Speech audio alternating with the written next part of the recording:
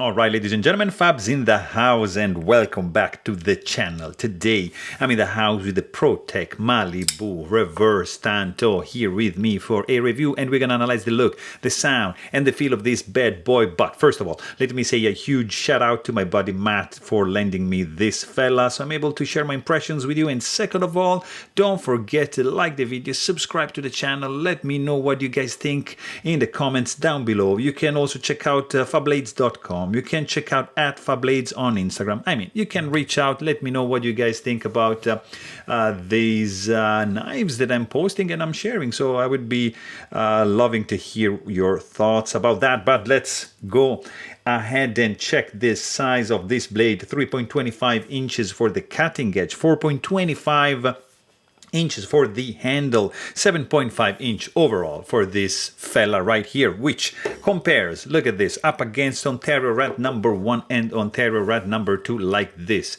It's right in the middle, smaller than the one, bigger than the two. Of course, you're gonna see some Benchmade bug out and some Benchmade mini bug out right here in the mix.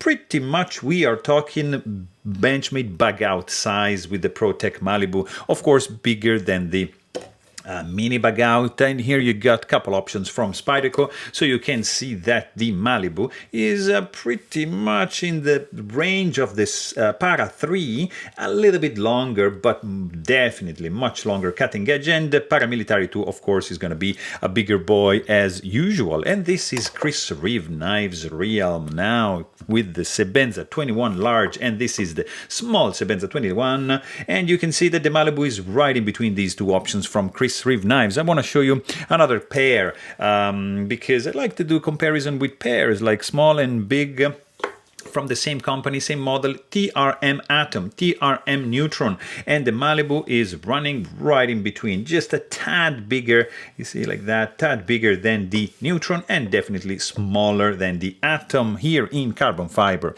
And going up in price, definitely we're going up in price here with Holt Bladeworks Spectre V3 Prestige and Holt Bladeworks Haptic Prestige. Look at that. Pretty much the same size, but this blade shape, oof, that's what gets me. So make this knife with this blade shape and I'm sold.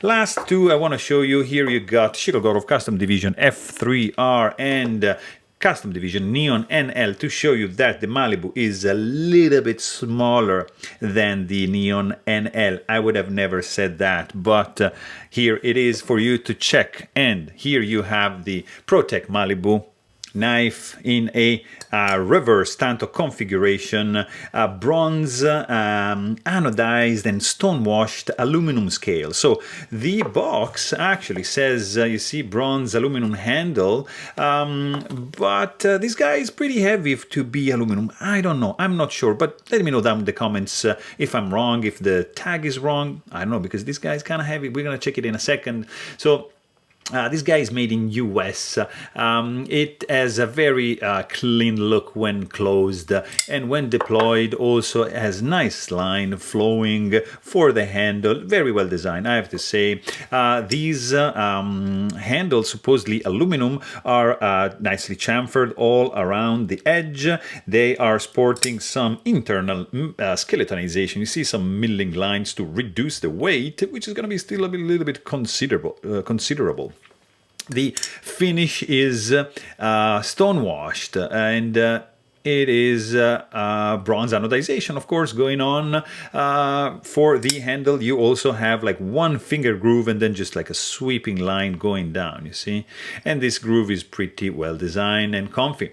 You got like kind of like a 4 integral construction going on, like two slabs. They act like an integral handle, but they're not. You can see the seam actually going on over here. This kind of like jimped geared faux backspacer and lanyard hole option integrated in the handles, and you're gonna have to slip your paracord through this hole right over here.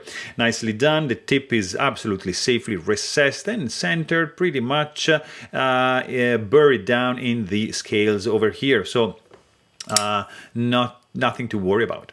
And then you got this flipper tab just sticking out a little bit, protruding with some jimping, and it's actually good both for push button, but it's going to be a little bit slower, but for the light switch deployment is going to be pretty reliable. You got nice and easy one screw setup to take this guy apart for the pivot, and you got the screw for the stop pin right over there, passing through and reaching the other side with another screw, and you got only 2 screws for the handle to keep this guy together. These screws over here are only for the pocket clip, so pretty straightforward disassembly process for this guy. The screws are not protruding, pretty much flush with the handle, and you can't even feel them, so nice. You got a button lock locking mechanism for this guy, and the button over here has a nice mosaic. You see, look at that. Very cool mosaic done, kind of like a Cloverfield pattern for the button lock for this knife, which acts as you can maybe see from this perspective. You have this button like pushing down, and there's a spring underneath him like pushing the button upward, so you can just push it like that, you see. And when you press it down, it just clears the path for the blade, because there's a notch in the tang of the blade, which is this notch over here, where this just snaps in place and locks the blade in place. So the button is also acting as a detent. You cannot see it from this perspective, but it's there. So this is going to act also as the detent. You break the detent, you deploy the blade simply by just pushing the button. In fact, you see, you kind of don't even need the flipper tab, because you can just push the button and just you got like your blade freely spinning, because you just broke the detent. So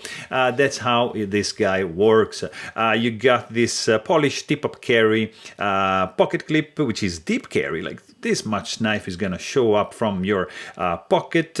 It's screwed in with 2 screws. I think these that's like a T6. And you have like a window cutout through it to access those screws. You have a dimple over here, nice clip ramp to get this guy in the pocket. Strong clip retention, so this guy is going to be glued in your pocket 100%, and it's quite easy to get in and out of the pocket. I mean, it's not dangerously easy, but still, you're not going to struggle. It's not going to get snagging too much of the fabric. So it's well designed, I have to say. Not particularly a fan of the design, of the aesthetic, but functionally, yeah, it's there. And then you got, of course, the clip. The pocket clip is tip-up carry only and not reversible, as you can see from here. And then you got this reverse Tanto blade. There is no jimping going on. There's no way to have some friction over here with your thumb. You only have the Protech CPM 20CV engraving on the spine, which keeps the blade sterile looking and unobtrusively billboard free, and I appreciate that. And then you have basically like straight edge, very small chamfering going on along the spine, and then you reverse Tanto like that, goes down up to the tip, really sharp, and then very and super gently belly up to the sharpening choil.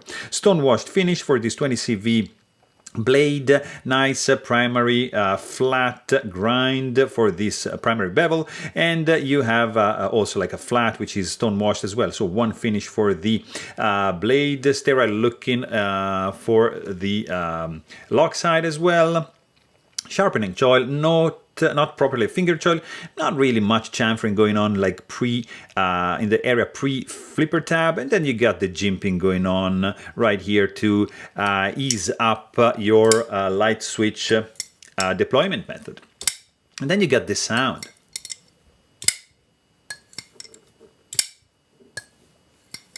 Sound is not that loud. You have the sound also for the lock stick, the button stick, a little bit, and then you got this bouncing of the blade. Look at that. If you hold the button pressed, like, it just bounces. If you wanna avoid the bouncing, you have to try to time the release of the button nicely, so the blade just, you see, gets closed in the right at the right moment, like that. It takes a little bit of practice, but eventually you're gonna get there. It's not that easy. So, but if you keep it pressed, you see, dun, dun, dun.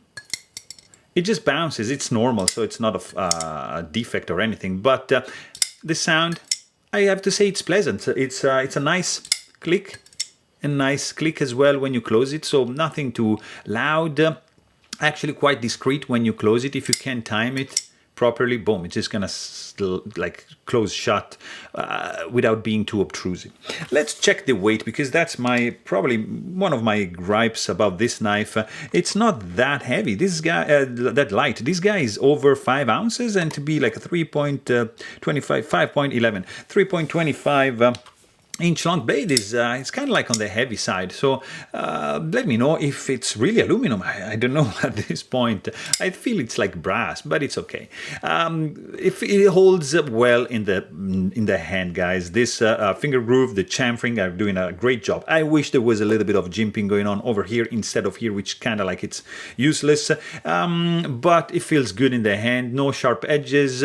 The lock is pretty easy. I mean, you have a button lock to release the lock, and it's, you know, it's all right. There's no finger soreness from that. You just have a little bit of lock stickness going on, but probably it's gonna wear out with use. There's no jimping going on, and that's my main gripe for the ergos of this guy. You can even do like a reverse grip pretty easily. It holds pretty well in the hand. A little bit of finger guard going on over here. It's absolutely rock solid in the hand. Zero play, zero movement, zero rattling. Blade play is absent, and it's very good. So overall fit and finish it's pretty good. A little bit on the slippery side, even if the stonewash finish is giving like a little bit of a grippiness texture to the handles, but just a little bit.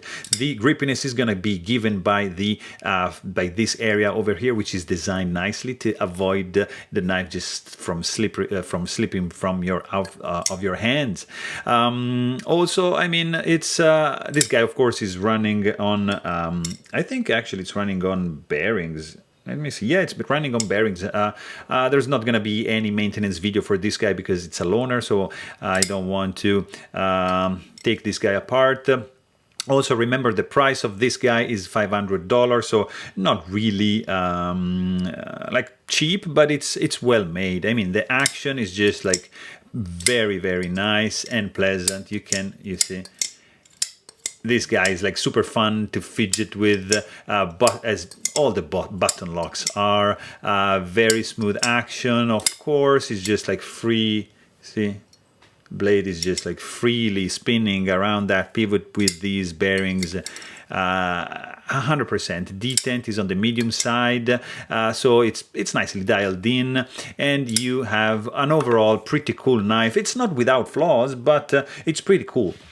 Lack of jimping, the button lock is fantastically great idea with the mosaic going on. Nice finger groove over here, a little bit of button stick right there, but I mean overall the weight is a little bit on the high end, but it's a nice one, guys. Very fidgety, just a little bit of a different shape for the blade, a little bit of jimping over here, eliminate the lock stick, and boom, the button stick, and we have a winner. So there you have it. Hope you guys enjoyed this video, and thanks for watching. Stay tuned.